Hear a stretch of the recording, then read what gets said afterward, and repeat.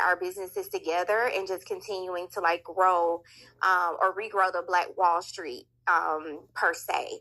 So I just think we're still very segregated when it comes to monetizing who we are and what we represent. So, just kind of like forming an NAACP for, I guess, like Black businesses. But that is a way to monetize what Black excellence look like and what we want it to be, because we definitely have the time to rephrase that for our generation. So I hope that answers all y'all's questions. Yes, ma'am. Thank you.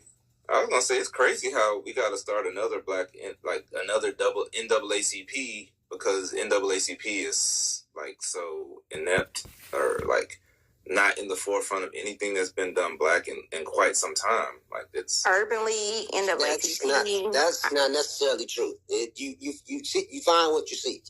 So that's not necessarily true. That's not necessarily true. We might not see them as much because our attention may not be there, but that's not necessarily true. Well, that's you're right. That's kind of what I mean. Like, well, God damn it. Like, why don't we see the NAACP? Like, why? Correct. I agree. Why isn't it a thing? Like, why isn't it its own like super PAC? Marketing. Well, I was just going to say that again. That's right, marketing. That's why we on this call. Absolutely, it's marketing because who's the target audience? You know what I mean? Because and then a lot of things is it's not sexy in terms of the work that they do. It's not sexy anymore. Civil rights ain't sexy right now. That, you know what I mean? That's not sexy anymore. So a lot of the work that they do ain't necessarily plastered all over the TV and in the newspapers and on social media. It's done in the dark, and you know what I mean. It's done behind the scenes for the people that are really tapped in and engaged to that type of work. Yeah, I would love to see.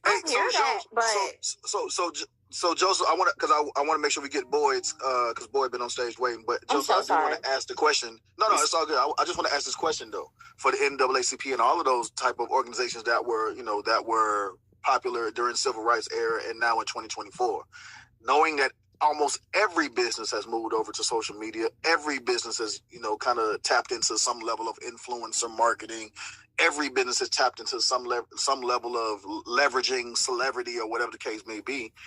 Doesn't it kind of behoove the NAACP or organizations like that to not remain low key, to not remain like that's kind of they kind of almost have to do that, no? Yes and no. And the reason I say yes and no is this. And again, we were just talking about marketing Black excellence. There are certain type of individuals that you want in your organization. Yes. You know what I mean? That's just the reality. You know what I mean? And so you may have some of those people that are more financially astute and get into that bag that are more in the forefront because it takes dollars to get things to happen. So if you have a bunch of folks that aren't financially stable or whatever in your membership, then your organization can't really function how it needs to function. So you'll have more the doctors, the lawyers, those people that are not in the hustle culture. You might not have the Jay-Z's and all those type of niggas in those type of organization. You feel what I'm saying? Right. So again, you just so it's a balance though. So but on the flip side of that, in terms of bringing in a new generation, you got to make it appealing. And I think a lot of the younger generation, even our generation, I'm 45, some of us have a negative connotation towards those type of organizations because we feel like either it's an old time mentality that doesn't matter no more, doesn't affect us. We've made it. We making some money now, so we good. So we don't necessarily see the burden or the responsibility of carrying everybody else. Because it's all about a personal thing now. Because we got it, so everybody else should go ahead and get it themselves. And that's the last thing. Last thing I'm gonna say is we got to be very careful with how we filter. I would say white supremacy through the filter of Black excellence. Because a lot of times you have these podcasters and everything else to talk about Black excellence, but all they're doing is regurgitating white supremacist talking points through a Black filter. That's all that is. But it is. Talk about it, Joe. Hey, Boyd, can we make sure we get Boyd up real quick? Sure. So, Boyd, tell us where you're calling from, and what would you like to add to the conversation? Thanks for waiting patiently. Oh, no problem. I appreciate the opportunity. So I'm Boyd's Carpet Cleaning Services. I'm from Chicago, down here in Texas now, in the DFW area, and in the business 4 years. And so, first of all, when I got on, I'm hearing a lot of great points. So it's a lot to download. But some of the comments, there was a couple of questions asked. As far as I think Nick asked or made a statement about that is Black excellence cosplay. In today's time, yes, it is. In the sense where you have, in 2020, when you had those Rock Nation brunches and all those things that was going on during that time, during the pandemic or whatever what was going on, mm-hmm. It's one of those things where, hey, like that's where you see everybody's name and like you see, oh, I know this celebrity, I know that, so they kicking it, they rocking it, right? But the problem is that it got so far going from its original origins of it, where we today as Black business owners can retake and reclaim that word and show our young people, our people that's mid-age or whatever you want to call it. I'm 43, right? Mm-hmm. And as a Black business owner, I'm always trying to jumpstart my people, right? I want you to come in looking fly. I do. I promise you. I want you to come in looking fly, but at the same time, let's have some substance to it, right? Yeah. Where if you own this radio station, or you own this podcast, and you own this clothing company, you own whatever it is you own, we get together and we do this. So that way we're showing, hey, you ain't got to be that type, that celebrity that you can't get to. Here's your everyday people. Yeah. And this is how we move it. That's how you eliminate the, I think Joe said something about Black people tearing up shit, yeah. Right? When you got more of us showing the our average young brothers and sisters, it's obtainable, it's right there for you, it changes the mindset. We change that mindset. Because it ain't all about the flash, the jewels, and popping bottles, and whole now. We can come, yeah, we can have a great time. We can have an amazing time. But the perspective is, I'm going to go in there and show my ass. So if we eliminate that, and we have this is what we're doing, and they see that, then people start to gradually move into that, like, okay, I can do this, and I want to do this. I want to be a part of this network. Because this network is something I need to be a part. I don't have to be a millionaire to get to this. I don't have to, but I'm in a situation with like-minded people. Yeah, we can talk about it. Yeah. Right? We can put some together.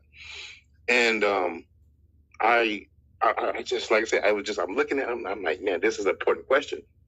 So what I did was, and I want to keep you guys, so I started my business in 2020. And my birthday is September. So what I did for my 40th was every business owner that I came across between June and September, I invited them to my birthday party. Nice. It was called Black Excellence. Oh. And I did from barbershops to whatever it was. I did. If I'm going there and clean and keeping people safe for the man, if you did it, you was invited. We came in politics. We politics, So yeah, it's not about. It's the narrative. We change once we change the narrative. I get it. And take it back, right? Take it back because it's nothing about what these white folks doing. They're gonna keep doing what they're doing. All we gotta do. We have to land on what we're doing and stick to it. As far as the NAACP, yes, it's a yes or no thing, but at the same time, but we have to make them. We have to put ourselves on the platform and make you respond.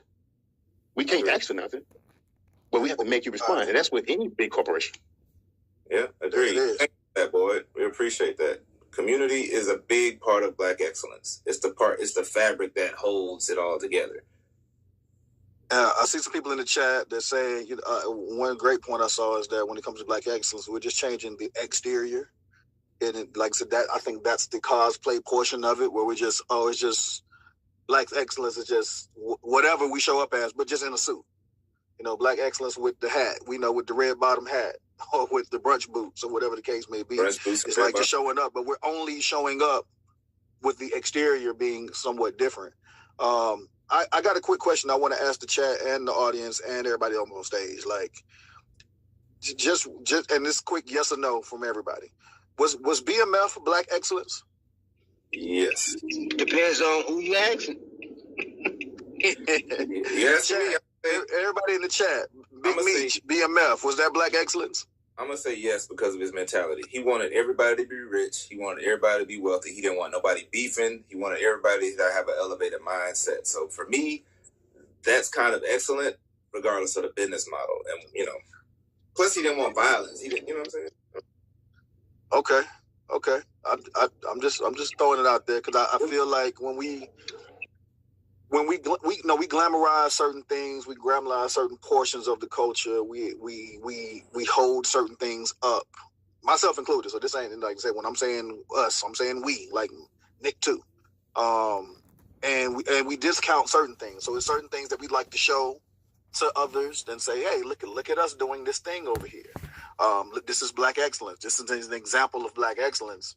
And then we shun other things. But like I said, we still kind of exhibit those characteristics. We still we make shows, movies. We theme a lot of parties after certain things that may, be considered quote unquote negative. But I mean, if I'm listening to this conversation correctly, I'm hearing people fall on both sides of what this looks like and what it looks like and who it's for. And that's why I wanted to have this conversation, because I feel like with black excellence, it's becoming a term that we're just kind of throwing around. And it's funny, I couldn't come up with the word cosplay over the weekend. I don't know why, but hearing you guys say it today on the call is like, that's what I've personally landed as of what that looks like, what it feels like, what it truly means. And I'm hoping that we can kind of do better. And I want to push it to who it needs to be pushed to. If we're setting a bar for ourselves, if we're setting a standard for ourselves that makes sense for ourselves, I'm with it. If we're just trying to cosplay in front of others or trying to, pretend in mixed company, I don't know that I love it as much, It's 11:02 though. I do want to wrap this call up. I appreciate everybody jumping on. Hey, shouts out to everybody in the chat. The chat was actually in motion today. I was on the chat more than anything, just watching what everybody was saying. But I appreciate all of y'all, everybody in the audience, everybody up on the stage. We do this call every single Monday, 10 a.m. Eastern Standard Time to 11 a.m. Eastern Standard Time. Please tell a friend to tell a friend. Talk about this at work, amongst your peer group and your chat group. In your group chat, and just see what they say, man. I'm curious to hear how these conversations translate. You guys have been hitting me in my DMs here on Fanbase, and that's super, super cool. And I've been sending a lot of loves out via the DMs, now with that new feature, because people have been having conversations with me here on Fanbase about the conversation that we're having on this call. So let's keep it going, man. Tell everybody what we're doing, and we will be here next Monday right here on Fanbase. I appreciate y'all. Love and respect. Saw y'all next week. Peace. Appreciate you guys. Peace. Yeah. Later. See you down.